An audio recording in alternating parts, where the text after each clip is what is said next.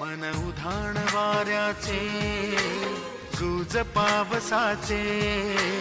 का होते बेभान कसे गहिवरते